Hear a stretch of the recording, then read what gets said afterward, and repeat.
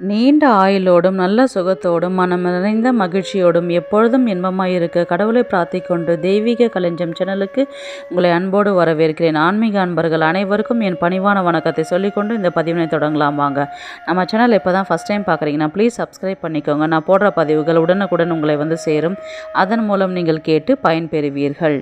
இன்றைக்கி நம்ம சேனலில் என்ன பார்க்க போகிறோன்னு பார்த்தீங்கன்னா, மகாலயம் பட்சம் தான் என்றைக்கு வருது, விரதம் இருக்கிறதுக்கான என்னென்ன பயன்கள், எத்தனை திதி இருக்குது, என்ன ஹோமம் பண்ணால் நம்ம நல்லா இருப்போம், அதெல்லாம் தெளிவாக பார்க்கலாம். வாங்க வீடியோக்குள்ளே போகலாம். புரட்டாசி மாதத்தில் வரக்கூடிய அமாவாசை தினத்தை மகாலய அமாவாசை என கடைபிடிக்கப்படுகின்றது. இந்த மகாலய அமாவாசைக்கு முன்னர் 14 நாட்கள் மகாலய பட்சம் கடைபிடிக்கப்படுகின்றது. பௌர்ணமி திதிக்கு மறுநாளிலிருந்து அமாவாசை வரை உள்ள காலம் மகாலய பட்சமாகும். பித்ருலோகத்திலிருந்து பூலோகம் வந்து நம்மிடையே தங்கும் புண்ணிய தினமாக கருதப்படுகின்றன. இந்த நாளில் முன்னோர்களுக்கு வழிபாடு செய்வது மிகவும் சிறப்பு.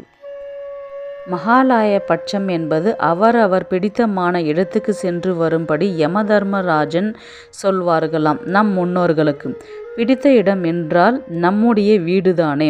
அந்த 15 நாட்களும் நம் இல்லத்தில் தங்கி இருப்பார்களாம்.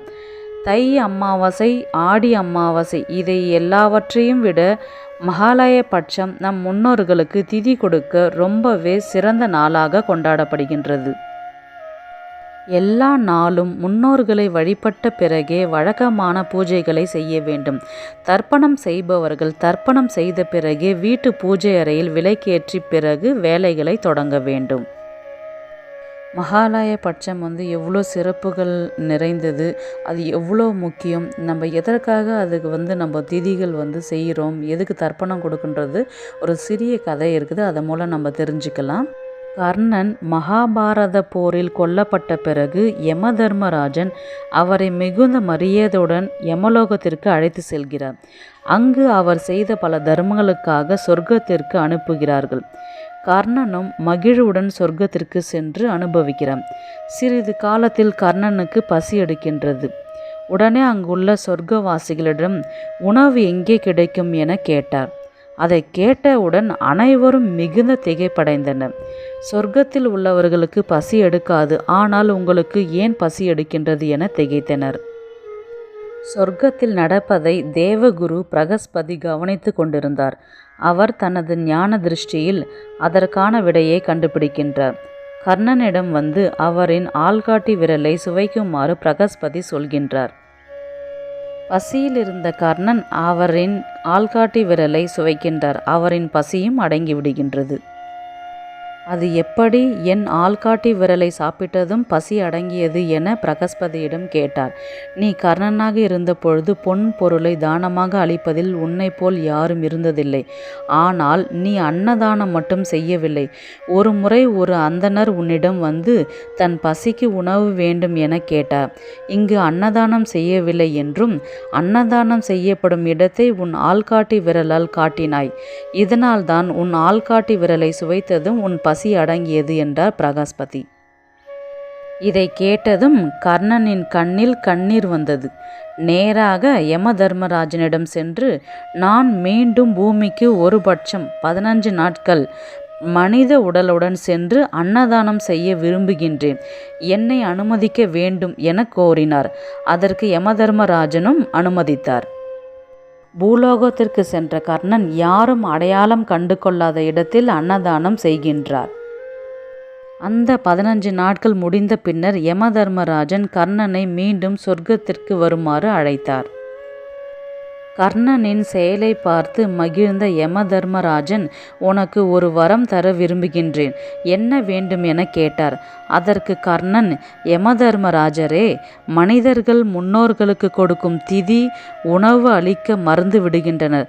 அதனால் குறைந்தபட்சம் இந்த பட்ச காலத்திலாவது திதி மற்றும் அன்னதானம் செய்வதால் சந்ததிகள் இல்லாத முன்னோர்களுக்கு கூட அது சென்றடைய வேண்டும் என்று வேண்டிக் கொண்டார். இதனால் கர்ம வினைகளால் பூமிக்கும் சொர்க்கத்திற்கும் அலையும் பித்ருகளுக்கு சென்றடைய வேண்டும் என வரம் கேட்டார் கர்ணன். அப்படியே ஆகட்டும் என்றார் யமதர்மராஜன்.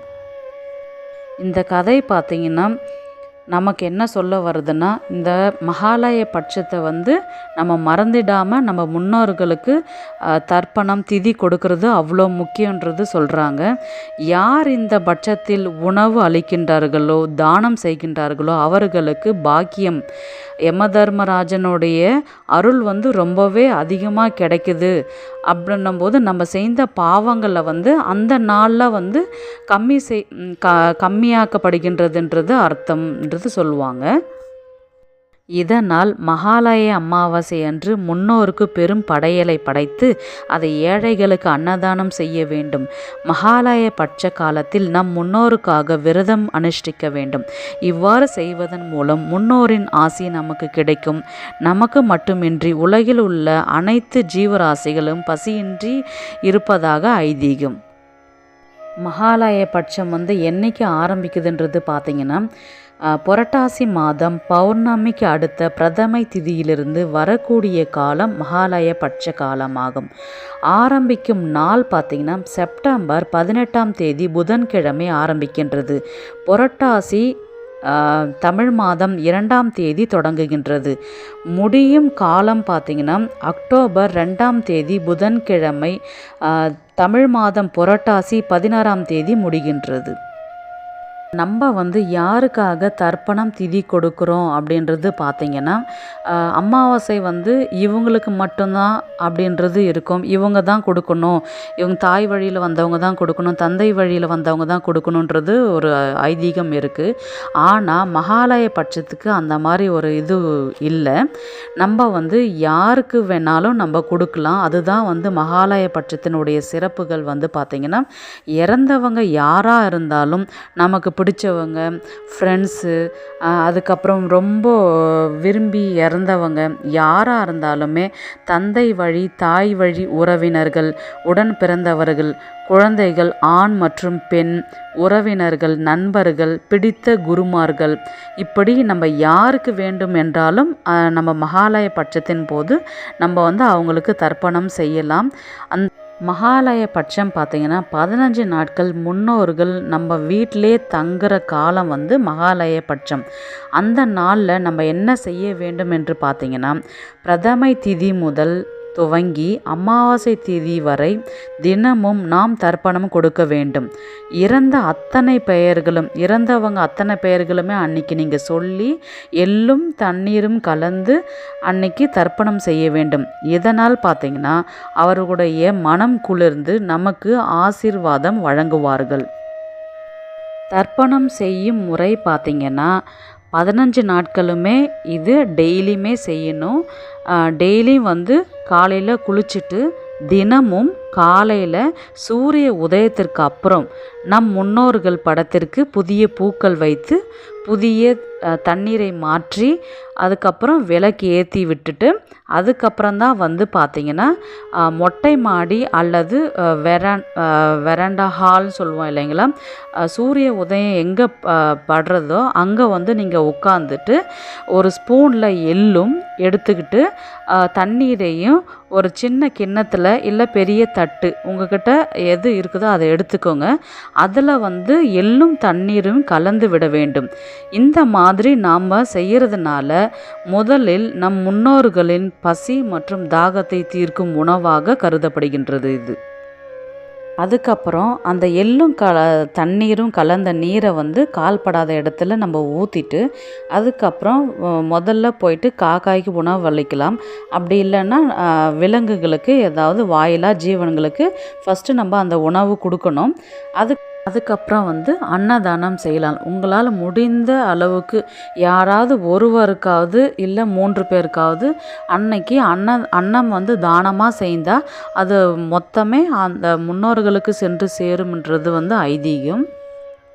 தர்ப்பணம் கொடுக்கும் நேரம் பார்த்திங்கன்னா 6:30 மணிலிருந்து 7 மணிக்குள்ளார கொடுக்கணும். அப்படி அந்த நேரத்தை நீங்கள் தவற விட்டுட்டிங்கன்னா 12 மணிக்குள்ளார நீங்கள் கொடுக்க ஆரம்பிக்கலாம்.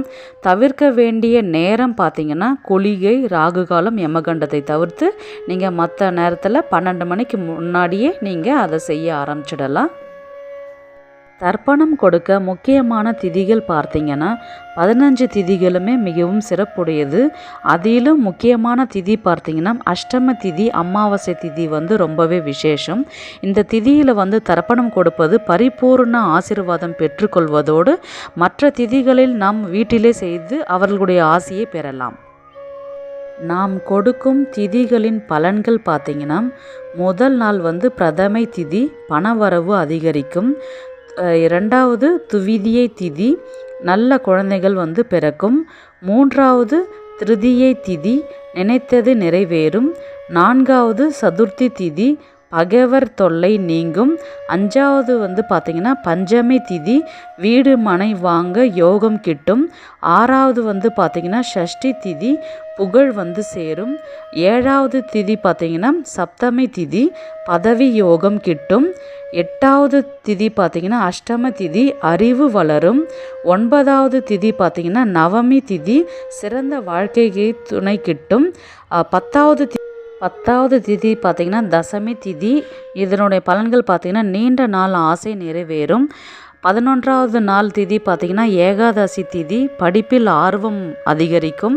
12வது நாள் உடைய திதி பார்த்திங்கன்னா துவாதசி திதி, அந்த நாளில் வந்து நம்ம திதி கொடுக்கறதுனால தங்கம் சேர்ந்து கொண்டே இருக்கும். 13வது நாள் திரியோதசி திதி, செய்த பாவம் நீங்கும். 14வது நாள் வந்து பார்த்திங்கன்னா சதுர்த்தி திதி, அன்னைக்கு வந்து பார்த்திங்கன்னா தடைகள் விலகும். 15வது திதி பார்த்திங்கன்னா அமாவாசை திதி, மேலே சொன்னது அத்தனையுமே நடக்கும் இந்த அமாவாசை திதியில். மகாலய பட்சத்தின் போது என்ன தானம் வழங்கினா நம்ம வீட்டில் செல்வ வளம் அதிகரிக்குன்றது பார்த்திங்கன்னா வஸ்திரம், அன்னம், குடை, காலணி இதெல்லாம் நம்ம வழங்கினா செல்வ வளம் வந்து அதிகரிச்சுக்கிட்டே இருக்கும். அதுக்கப்புறம் வந்து பார்த்திங்கன்னா கோதானம் அல்லது நீங்கள் பசுவுக்கு ஏதாவது உணவு வாங்கி கொடுக்கலாம். இந்த மாதிரி நீங்கள் செய்யும் பொழுது தீராத பிரச்சனைகள் வந்து தீரும்ன்றது சொல்லுவாங்க. மகாலய பட்சத்தின் போது நம்ம என்ன செய்யணும், என்ன செய்யக்கூடாதுன்றதை பார்க்கலாம் வாங்க. ஃபஸ்ட்டு என்ன செய்யலான்றதை பார்க்கலாம். முதல்ல அந்த 15 நாளுமே வந்து உணவில் வந்து மாமிசம் வந்து சேர்த்து கொள்ளக்கூடாது. வெஜ்ஜு மட்டும்தான் நீங்கள் சாப்பிட்ணும். அதுக்கப்புறம் வந்து கேளிக்கை, ஆட்டம் பாட்டம் கொண்டாட்டத்தை வந்து தவிர்க்க வேண்டும். ஏன்னா நம்ம இறந்தவங்க வந்து நம்ம வீட்டில் இருக்கும் பொழுது நம்ம ஜாலியாக இருந்தால் அவங்க ரொம்ப மனசு கஷ்டப்படுவாங்க. நம்மளை மறந்துட்டு இவங்க எவ்வளோ ஜாலியாக இருக்கிறாங்க பாருங்கள் அப்படின்ற மாதிரி அவங்க மனசை வந்து வருத்தப்பட அளவுக்கு செய்யக்கூடாதுன்னு சொல்லுவாங்க. அதுக்கப்புறம் வந்து பார்த்திங்கன்னா நீங்கள் ஃப்ரீயாக இருக்கிற டைமில் வந்து பார்த்திங்கன்னா ஏதாவது மந்திரங்களை சொல்லலாம். ஏதாவது சுவாமி பெயர்களை வந்து சொல்லிக்கிட்டே இருக்கும் பொழுது வந்து பார்த்திங்கன்னா அவங்களும் உங்கள் கூடவே அந்த மந்திரத்தை சொல்வதாக ஐதீகம். அதுக்கு அடுத்தது என்ன செய்யக்கூடாதுன்றது பார்க்கலாம் வாங்க. சுப காரியங்கள் வந்து செய்யவே கூடாது. அது முற்றிலும் தவிர்க்க வேண்டும் இந்த 15 நாட்களுக்கு மட்டும். அதுக்கப்புறம் வந்து எந்த மங்கள குறியீடும் வந்து அந்த கதவில் வந்து இருக்கக்கூடாது. நம்ம நில வாசப்படியில் மஞ்சள், குங்குமம், நாமம், பூசை எல்லாமே போட்டு வைப்போம். அது எல்லாமே இல்லாத பார்த்துக்கணும். ஏன்னா அது இருந்தாக்கா தடங்களாக இருக்கும், உள்ளே வரவிட மாட்டாங்க. அதனால் அது எல்லாம் இல்லாமல் பார்த்துக்கொள்வது ரொம்ப சிறப்பு. அதுக்கப்புறம் 15 நாட்களுமே வந்து நம்ம வாசலில் கோலம் போடக்கூடாது. அதுக்கப்புறம் பார்த்திங்கன்னா 15 நாட்களுமே வந்து சூரிய உதயத்திற்கு அப்புறம் வந்து பார்த்திங்கன்னா எள்ளும் தண்ணீரும் கலந்த நீரை இறைக்க வேண்டும். அமாவாசை முடிந்த பிறகு வந்து நீங்கள் கோலம் போட ஸ்டார்ட் பண்ணலாம். அதுக்கப்புறம் வந்து தினமும் 11 மணிலேருந்து 12:30 வந்து அவங்களுக்கான படையல் வந்து கொடுக்கலாம். அவங்களுக்கு என்னென்ன ஆசைப்பட்டு சாப்பிடுவாங்களோ பிடிச்சது எல்லாமே நீங்கள் டெய்லியுமே ஒரு நாளைக்குன்னு வாங்கிட்டு வந்து வச்சு நீங்கள் பூஜை செய்யலாம். இந்த வீடியோ உங்களுக்கு பிடிச்சிருக்குன்னு நான் நினைக்கிறேன்.